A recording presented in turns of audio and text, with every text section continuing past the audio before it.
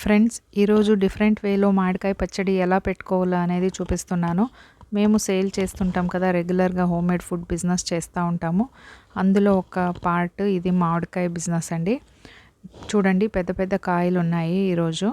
ఈరోజైతే 60 కేజీలు పెడతా ఉన్నామండి, ఒక సింగిల్ బ్యాచ్.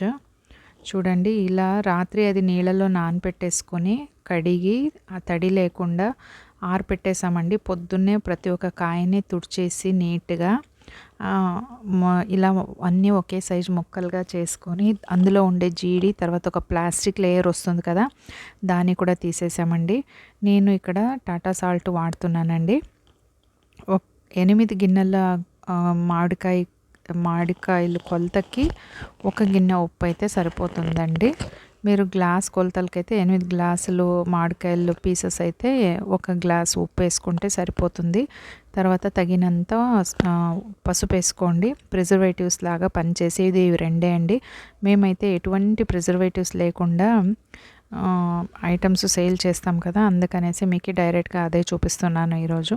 చూడండి, ఉప్పు పసుపు వేసి ఇలా పెట్టేసుకున్నాము. దీన్ని బ్యాచ్ వైజ్గా మేము తర్వాత వీడియోలో పెడతానండి. మెంతపిండి, ఆవల పిండి కూడా కలిపేసి పెట్టుకున్న తర్వాత ఇక్కడ ఉంది కదండి చిన్న బకెటు, అందులో ఆవల పిండి కూడా కలిపేసాము. మెంతపిండి, ఉప్పు, పసుపు అన్నీ కలిపి పెట్టేసుకున్నాము. దాని కస్టమర్ ఫోన్ చేసి అడిగినప్పుడు బ్యాచ్ వైజ్గా మేము తర్వాత వేసి పంపిస్తుంటామండి. అది కూడా ఎలాగనేది చూపిస్తాను. నాకైతే కస్టమర్తో మంచి రెస్పాన్స్ అయితే ఉందండి. ఎందుకంటే మనము చాలా రోజుల నుంచి పికల్లో ఈ మధ్యనే ఒక వీడియో వచ్చింది కదా, పికల్లో ఉండే ఆయిల్ నుంచే క్యాన్సర్ వస్తూ ఉంది అనేసి, అందుకనే ఎందుకు ఉండేది గొడవ అనేసి ఇలా చేస్తూ ఉన్నాము. మా కస్టమర్ కూడా మనం ఫ్రెష్గా ఇచ్చినట్లు కూడా ఫీల్ ఉంటుంది. మనం మంచిగా చేస్తున్నామనే ఒక ఇది కూడా ఉంటుంది, ఏది టెన్షన్ ఉండదండి. ఇలా కూడా చేసుకోండి, అందులో తప్పేం లేదండి. చాలా టేస్ట్ అయితే ఇప్పుడే చేసిన ఫ్రెష్నెస్ ఫీల్ వస్తుందండి.